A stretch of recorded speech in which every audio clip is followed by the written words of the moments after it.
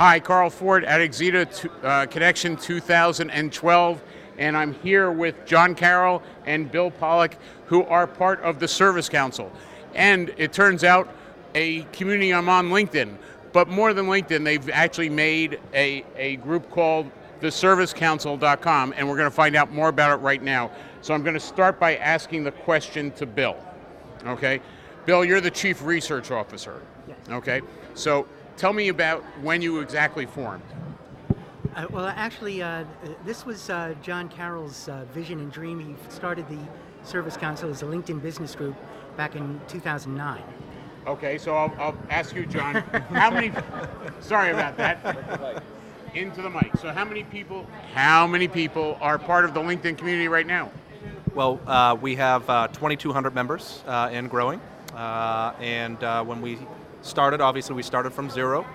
When I partnered with Bill at the end of 2010, when we started to formalize the Service Council as independent from the LinkedIn community, we had about 150 members, so we've grown considerably. Okay, and that changes when we talk about the LinkedIn group. That's like any individual. When we're talking about the council, it starts to be companies and organizations, right? That's correct. So we've taken the community that exists on LinkedIn and we've actually migrated them to our independent website. And the whole premise behind the Service Council is to present a platform for global service executives to share, shape, and sharpen their global service strategy.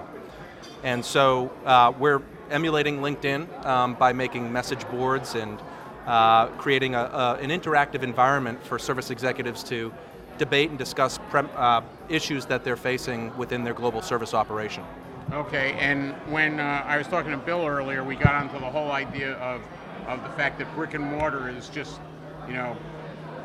changing dramatically as a result of what's going on in the business. You want to talk a little bit about how you see things rolling out? Well, yeah, we've seen the evolution of service from a recognition of the need to transition from a cost center to a profit center, basically acknowledging that service can no longer be treated as just a line of business, that it's more of a culture that it's embraced across the organization. One of the themes that we've developed as part of our coverage of the service market is called smarter services, and this whole concept that there's a smarter and better approach to delivering service, whether it's through enabling technologies where you can intelligently diagnose issues through remote applications. The connection event today or tomorrow and the next day are going to be exciting for that reason. Or if it's through optimization and becoming more optimal in your service delivery performance.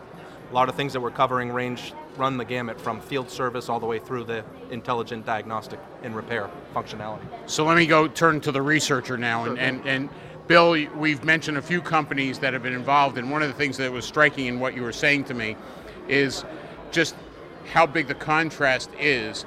Should we expect that the brick and mortar guys all turn into Amazon eventually, or how do we see things changing?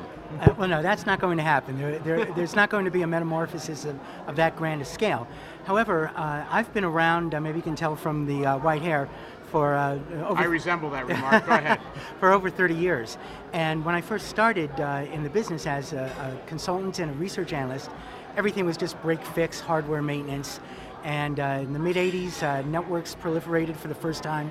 And when a network went down, you didn't know whether it was the hardware, the software, the phone company. Things have thankfully really evolved nicely over the years, but there have been a lot of glitches along the way. And one of the things that we've seen is some of the traditional B2B service organizations that are used to doing hardware maintenance, software maintenance, and then year after year adding another module or another offering to their portfolio, rather than re-engineering what they're doing, end up with the same old offerings and then some add-ons, and yet the newcomers that are coming out are starting from scratch. And what we've seen is that, particularly with companies that don't have the encumbrance of brick and mortar, they haven't been around for 30 years. They've been around for 3, 5, 7, 10 years, tops. They are working in a B2C culture, business to consumer, and they don't know from the bullion standard of platinum, gold, silver, bronze, different levels of quality for different levels of cost.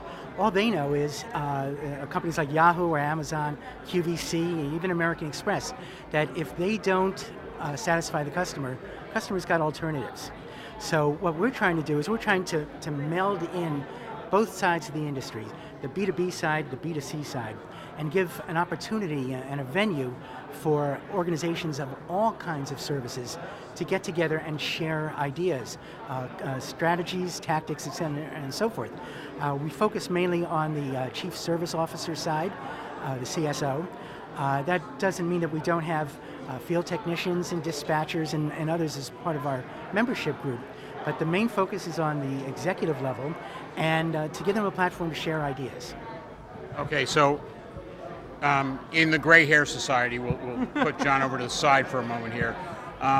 You know, some of this stuff looks awfully familiar to me in terms of the fact that, you know, it looks like an element management system in disguise, you know, and all this stuff that I know from my past, you know, and, you know, I've got grand unifying theories like Tina C in my past and all sorts of other nonsense. And yet, if I listen to Wall Street, I've got guys who sit there and say, you know, Facebook's our future. So how do the mindsets get together? How do you blend all these people's different viewpoints? Yep. Well, someone once asked Willie Sutton, the bank robber, back in the 1930s, why do you rob banks? And he said, because that's where all the money is. So as the Chief Research Officer, what I do is I go to where all the information is, and that's from the customers and the end users. So what we started doing back just over a year ago, we conducted our first benchmark. And the benchmark that we did first was on field service. Why? Because it's something that John and I felt comfortable with. Our initial community felt comfortable with it. They were steeped more in field service than other disciplines. So we did the survey, we got hundreds of responses, and we generated a number of white papers, case studies, and webinars. The second survey we did, the second benchmark, was a few months later on service delivery automation. And what that did is, whether it was field service, or depot repair service, or software support, or web-enabled support, it was how do we deliver service, and how do we do it in a more automated fashion. So that was our second benchmark. Third one, we went back to the basics again last November, service parts management and reverse logistics. And we did that to cater to a rising need among the users of logistics services, and particularly third-party logistics, 3PLs. How do I break into Brazil? How do I deal with mission-critical parts instead of just standard parts? Can you help me out? So we found out what they were looking for, what was available, and we put the two together. Now, where everything comes into line with the Exida connection is in March, April of 2012, we conducted our fourth benchmark, and that was on remote services. And to be honest, I didn't think we were going to get as many responses for that survey, because in some segments it's an acquired taste, we're not there yet, but we have the highest response rate of any of the benchmarks. We had 490 responses, and that didn't include the 130 screen outs that said, we're not considering, we're not using, don't bother us again. So of that 490, what we found is that remote services is here, but it's here in different aspects for different kinds of users. And what we want to do is we want to share the results with users who are using one aspect of it, so they can see what other applications might be of use to them, and vice versa, and just spread the word that way. That's why we're here today and for the next couple of days at Exida Connection, to help spread the word and see what's important to Exida's customers and other attendees here. Cool, Bill, thank you. Now, John, just out of curiosity, what's your vision for the Service Council? Where do you want it to head, and what can we do to help? Oh, that's a great question. We've seen a tremendous amount of growth as far as community. We're starting to enter new markets from a geographic perspective. We have a 20-member advisory board. You can see at our website. We've grown to about 3,000 members, and our vision is to accelerate our growth quite tremendously. We've launched a couple of partnerships with major thought leadership-driven organizations, trade publications like Field Technologies. We're about to launch a partnership in Europe. We've just launched a partnership in Asia Pacific with Up Your Service, an education firm headed by Ron Kaufman, who recently keynoted our Smarter Services Symposium.